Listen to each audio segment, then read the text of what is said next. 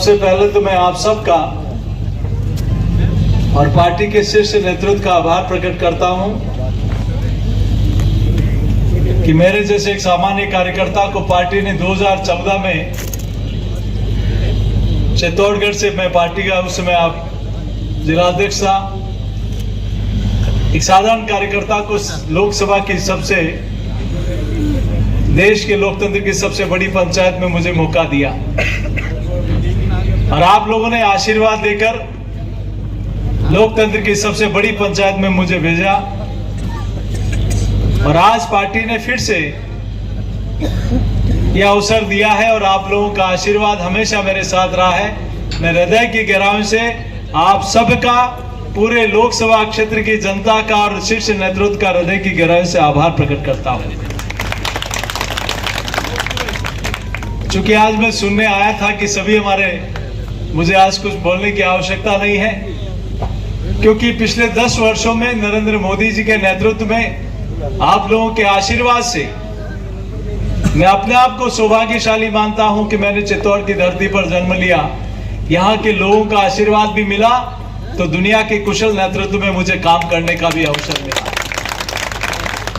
संसद के उन पलों को, उन क्षणों का साक्षी बनने का गौरव भी मिला जब देश ने नए आयाम स्थापित किए। उन क्षणों को भी मैं उस सदन में रहने का मुझे, और इसीलिए लोग कहते हैं कि 10 वर्षों में जो कोई नहीं कर पाया, जो कभी कल्पना भी नहीं की थी, जो असंभव था उसको भी संभव करके दिखाया, तो सिर्फ और सिर्फ नरेंद्र मोदी जी ने करके दिखाया। अब बारी देश की जनता की है, प्रदेश की जनता की है। किसी ने कल्पना नहीं की थी कि हमारे वोट की ताकत क्या होती है। किसी ने कल्पना नहीं की थी कि आपके वोट की ताकत के कारण गरीब को मकान मिल सकता है। किसी ने कल्पना नहीं की थी कि वोट की ताकत के कारण हर व्यक्ति का बैंक में खाता खुल सकता है। किसी ने कल्पना नहीं की थी कि वोट की ताकत के कारण हर मातृशक्ति को घर, इज्जत घर मिल सकता है। किसी ने कल्पना नहीं की थी कि वोट की ताकत के कारण जहां धुएं से परेशान बहनों को उज्ज्वला का कनेक्शन मिल सकता है। एक वोट की ताकत के कारण आयुष्मान कार्ड मिल सकता है। एक वोट की ताकत के कारण मेडिकल कॉलेज खोल सकता है। एक वोट की ताकत के कारण पासपोर्ट ऑफिस खुल सकता है। एक वोट की ताकत के कारण नई रेलवे लाइन आ सकती है। एक वोट की ताकत के कारण ब्रॉडगेज मीटर गेज से ब्रॉडगेज हो सकती है।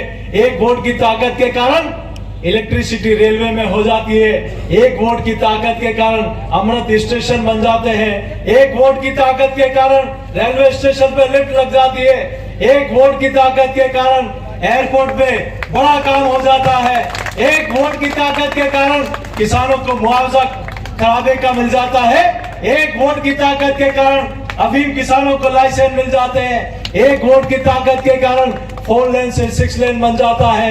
एक वोट की ताकत के कारण ग्रामीण सड़कें बन जाती है। एक वोट की ताकत के कारण हर घर जल योजना में पीने का शुद्ध पानी पहुंच जाता है। एक वोट की ताकत के कारण किले के ऊपर, दुर्ग के ऊपर गलत इतिहास लिखा हुआ मां पद्मिनी के ऊपर पत्थर हट जाता है और गौरवशाली इतिहास लिख जाता है। एक वोट की ताकत के कारण किला जगमगाने लगता है। एक वोट की ताकत के कारण रोपवे स्वीकृत हो जाता है। एक वोट की ताकत के कारण चित्तौड़ में रिंग रोड स्वीकृत हो जाती है। एक वोट की ताकत के कारण प्रतापगढ़ में बाईपास का काम चालू हो जाता है। एक वोट की ताकत के कारण इस क्षेत्र में खुशहाली आ जाती है। एक वोट की ताकत के कारण कश्मीर से धारा 370 उठा के फेंक दी जाती है। एक वोट की ताकत के कारण 500 वर्षों पुराना हमारा सपना अयोध्या में भव्य और दिव्य मंदिर, और हम सब लोगों ने देखा है और मैंने विधानसभा चुनाव में भी कहा, एक दिवाली अभी मना रहे हैं जो पूरा देश अयोध्या में प्रभु श्री राम युद्ध जीत कर आते हैं, पूरा देश उसको दिवाली के रूप में मनाता है। और दूसरी दिवाली हमने मनाई थी राजस्थान में डबल इंजन की सरकार बनने के बाद, और तीसरी दिवाली मनाई थी अयोध्या में दिव्य और भव्य मंदिर में राम लला के विराजमान होने के बाद। आज उदयलाल चौधरी जी भी आज ज्वाइन किए हैं। अभी पिछले 6 महीनों में आप लोगों के आशीर्वाद से पार्टी ने प्रदेश अध्यक्ष का दायित्व दिया। कई लोगों ने पार्टी ज्वाइन की, उनके मन में दर्द था कि आपने इतने वर्षों तक आजादी के बाद अयोध्या में प्रभु श्री राम लला का मंदिर बने नहीं बने, इसके लिए कोर्ट में लटकाया अटकाया, लेकिन अब मोदी जी के नेतृत्व में, मोदी जी की अगुवाई में वो दिव्य और भव्य मंदिर बन गया। उसमें ट्रस्ट ने आपको निमंत्रण दिया तो उसको निमंत्रण को भी आप ठुकरा दिया। वो ठेस हम बर्दाश्त नहीं कर सकते। हम कैसे उस पार्टी उनके साथ रह सकते हैं जिन लोगों ने धारा 370 हटने का विरोध किया? हम कैसे उन लोगों के साथ रह सकते हैं जब भारत और चीन की सीमा पर तनाव था तब वो लोग चीन के राजदूत के साथ आनंद ले रहे थे?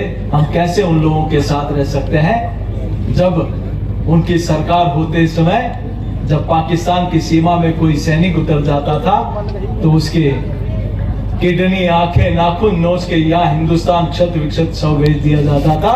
हम उनके साथ हैं जिनके नेतृत्व में 72 घंटे में कैप्टन अभिनंदन हिंदुस्तान सुरक्षित लौट के आए। और ये ठीक कहा। मैं भी सभी से हाथ जोड़कर आग्रह करता हूं कि नरेंद्र मोदी जी के नेतृत्व में देश से दुनिया, कोई जमाना था तब दुनिया की तरफ हम देखा करते थे, लेकिन जमाना बदला है। आज दुनिया भारत और भारत के प्रधानमंत्री की तरफ देखती है, उनका अनुसरण करती है। अब जमाना बदला है।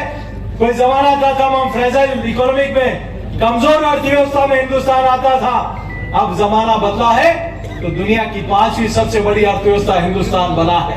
और मोदी जी के तीसरे कालखंड में भारत दुनिया की तीसरी अर्थव्यवस्था बनेगा, ये मोदी जी की गारंटी है। कहूंगा सीपी जोशी आपके बीच का एक कार्यकर्ता है, आपका भाई है।